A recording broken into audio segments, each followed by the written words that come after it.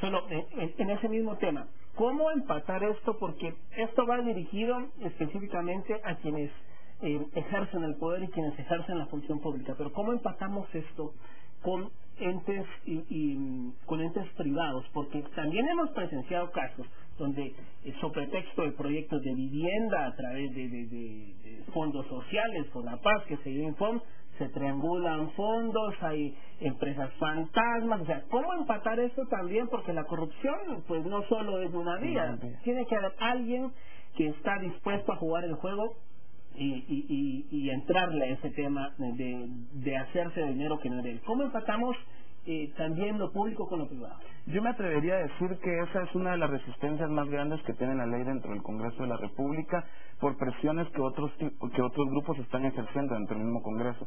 Sí se contempla el enriquecimiento ilícito de particulares dentro de esta iniciativa y creo que eso es algo que se sabe dentro del Congreso pero que no se dice públicamente, es lo que no está permitiendo que la ley pase. Es uno de los elementos que no está permitiendo que la ley pase porque no se ataca únicamente al funcionario público, sino también a aquella persona privada que administra o ejecuta recursos públicos o bienes del Estado y se le pueda comprobar también el enriquecimiento ilícito.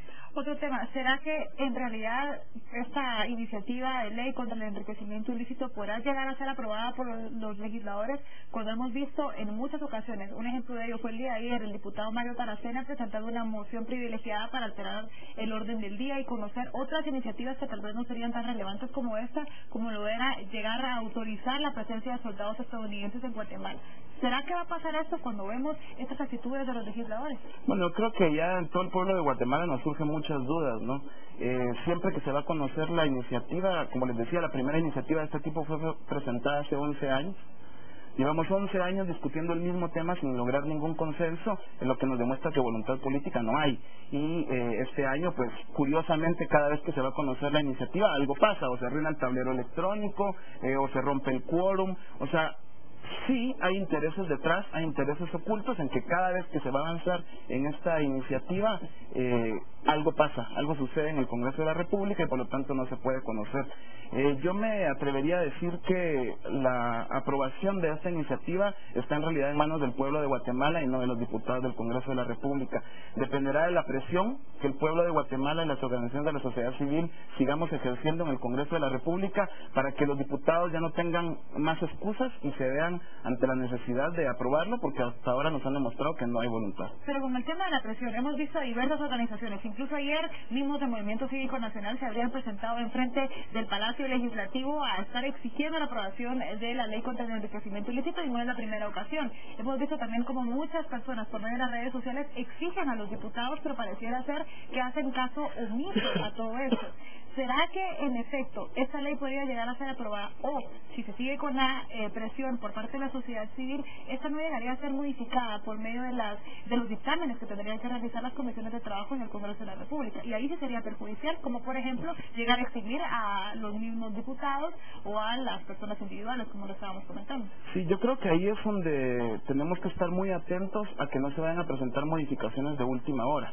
No, si bien estas son 3 modificaciones que actualmente existen, bueno, nosotros creemos que no son necesarias, pero bueno, si llegaran a darse tampoco dejarían, digamos, sin validez el resto de la iniciativa, pero sí habría que estar muy atentos a que no se vayan a presentar enmiendas que efectivamente cambien la parte sustancial de la iniciativa, que es una lucha efectiva contra la corrupción.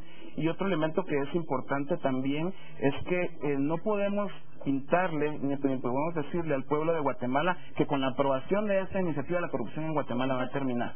Es un paso muy importante, pero creo que forma parte de un paquete integral que también es importante mencionar, se ha quedado olvidado en el Congreso de la República. El presidente de la República ofreció un paquete de transparencia luego de la aprobación de la reforma fiscal, paquete que está olvidado en el Congreso de la República y que es importante también determinar que estas estos otros tipos de iniciativas de ley es importante que se aprueben. Por ejemplo, una ley de enriquecimiento ilícito sin una efectiva sistema de declaraciones juradas patrimoniales por parte de la Contraloría de Cuentas no puede funcionar. De los entes más débiles que nosotros hemos determinado para perseguir la corrupción es la Contraloría General de Cuentas. Si no cambiamos el estatus, si no cambiamos la forma en que opera la Contraloría General de Cuentas, no podremos tener un efectivo combate a la corrupción de manera preventiva y mucho menos de persecución penal. Precisamente a ese punto iba. ¿Qué papel juega en todo este andamiaje legal que se pretende aprobar la Contraloría General de Cuentas? Porque al final, pues, de Portillo, de Álvaro Arzú para acá hemos visto infinidad de casos de corrupción, pero pareciera que la Contraloría es un ente de puro adorno y decoración en el país.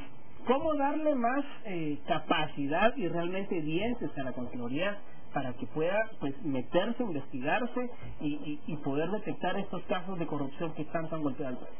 Sí, yo creo que ese es otro tema que se viene discutiendo hace años. O sea, ¿qué hacemos con la Contraloría General de Cuentas?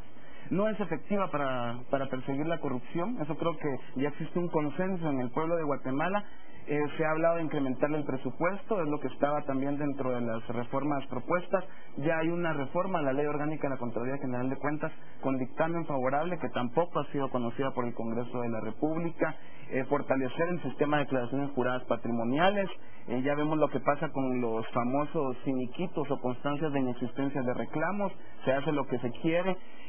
Importante mencionar que la Contraloría General de Cuentas nunca ha iniciado una acción legal por una comparación de declaración jurada patrimonial. Es decir, es un requisito únicamente. La Contraloría establece, estos funcionarios presentan declaración jurada patrimonial, yo vengo, la presento, la declaración jurada patrimonial no es ni siquiera verificada según estudios que nosotros hemos hecho, se pone dentro de un archivo en la Contraloría General de Cuentas y nunca más vuelve a salir.